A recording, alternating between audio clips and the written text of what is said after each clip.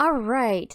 Good morning. Good morning. This is Fallon of Millennial Me, and we're going to be talking about the Mighty Ducks. And any person that grew up with the Mighty Ducks as a childhood hero is going to be very disappointed with the whole reboot. Though, to be perfectly honest, it's really a sequel. It is. Because it doesn't change any history. It's not a rewrite. It's not a reboot. A lot of people just throw around the term reboot not knowing what it means. Reboot is you're completely ignoring all the history that came before, the canon, everything. A rewrite is you're accepting certain things, you keep the canon generally the same. But this, from my understanding, is a sequel because they've got Emilio Estevez. He is going to be playing the same role he has for many of the Mighty Ducks movies. And the whole thing with this show called Game Changers, it's in the Mighty Ducks universe. But first, spoilers.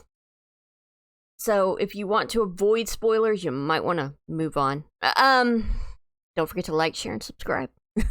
This movie is a prime example of that line from Batman: you either die a hero or live long enough to see yourself become the villain.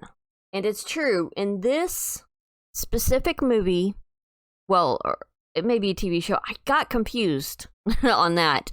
Basically, the Mighty Ducks are the bad guys. They became the villain, the Hawks. And this entire story is about a group of middle schoolers who weren't good enough to make it on the Mighty Ducks. I don't know what the name of the team that they end up making. If y'all know, please comment down below.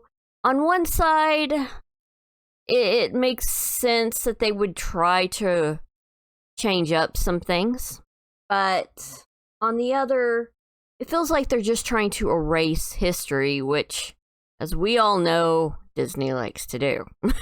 But it's not rewriting history, it's just continuing the story. And those who do not look at history and study it are doomed to repeat it. And that's what this entire thing is about. I will link y'all to this topic. You can read the whole article.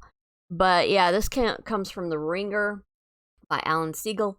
And it's like they became the villains, and I don't want to go into too many details because this does tell you a lot about the plot, a lot about the characters, some of the history.